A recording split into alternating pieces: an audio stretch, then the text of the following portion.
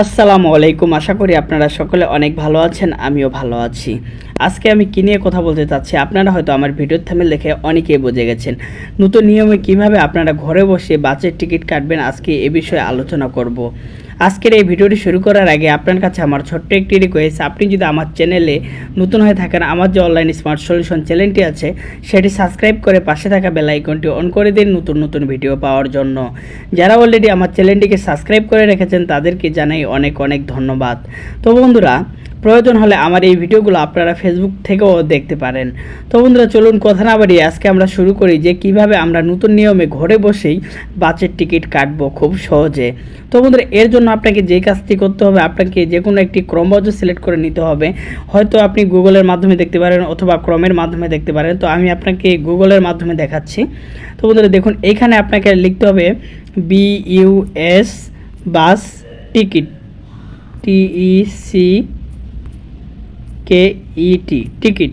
তো বন্ধুরা দেখুন, এখানে লেখার পরে আপনাকে সার্চ করতে হবে। সার্চ করার পরে বন্ধুরা দেখবেন প্রথমেই যে একটি ইন্টারফেস আসছে যে বাস অনলাইন বাস টিকিট, তো এইটিতে আপনাকে টাচ করতে হবে।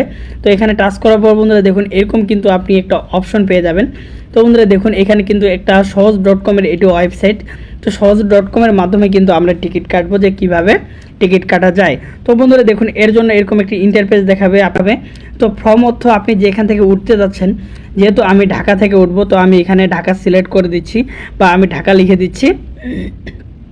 তারপর আমি কোথায় নামবো, তো দিনাজপুরে নামবো। তো আমি এখানে দিনাজপুর দিয়ে দিলাম। আমি কত তারিখে যাইতে যাচ্ছি, তো আমি যেহেতু 29 তারিখে যাব, তো 29 তারিখ সিলেক্ট করে দিলাম। তারপরে এখান থেকে সার্চ অপশনে আপনাকে সার্চ করতে হবে। সার্চ করার পর বন্ধুরা আপনারা দেখতে পারবেন, তো আপনারা যে গাড়িতে যাইতে যাচ্ছেন তো সেই গাড়ির টিকিট কিন্তু আপনারা কেটে নেবেন। যেহেতু আমি হানিফ এন্টারপ্রাইজে যেতে যাচ্ছি, তো বন্ধুরা দেখুন এখানে কিন্তু 900 টাকা টিকিট। তো এটা কিন্তু সকাল 7টা বাজে ঢাকা থেকে ছাড়বে এবং দিনাজপুরে পৌঁছাবে বিকাল 5টার দিকে। তো 29 তারিখে এটা।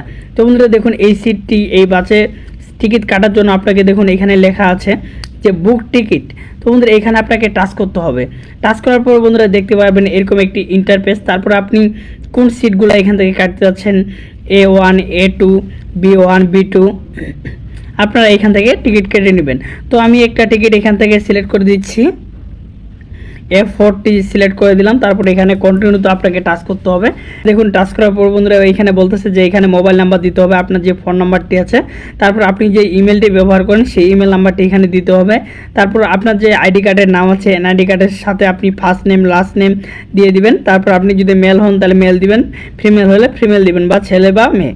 এটি সিলেক্ট করার পর বন্ধুরা তারপর এখানে প্রসেসে টাচ করবেন। প্রসেসে টাচ করার পর কিন্তু আপনাকে বিকাশ, রকেট, উপায় এগুলোর মাধ্যমে টাকা দিতে বলবে। তো আপনারা এখান থেকে পেমেন্ট করে দিবেন। পেমেন্ট করে দেওয়ার পর বন্ধুরা দেখুন এখানে 3 লাইন যে ডটটি আছে, তো এখানে একটু নিচে আসার পরে বন্ধুরা দেখতে পারবেন যে টিকিট। তো এই টিকিটে আপনারা দেখতে পারবেন যে আপনার টিকিটের ডকুমেন্টসগুলো এখানে পেয়ে যাবেন। তো আপনি ঢাকা গাবতলী থেকে সুন্দর করে উঠে চলে যাবেন, ঠিক আছে। তো এভাবে কিন্তু বাসের টিকিট কাটতে হয়। আপনারা নিশ্চিন্তে টিকিট কেটে আপনারা ভ্রমণ করতে পারেন। আশা করি আপনারা সকলে বুঝতে পারছেন। আজকে আমার এই ভিডিওটি আপনার কাছে কেমন লেগেছে অবশ্যই কমেন্ট করে জানিয়ে দিবেন। ধন্যবাদ।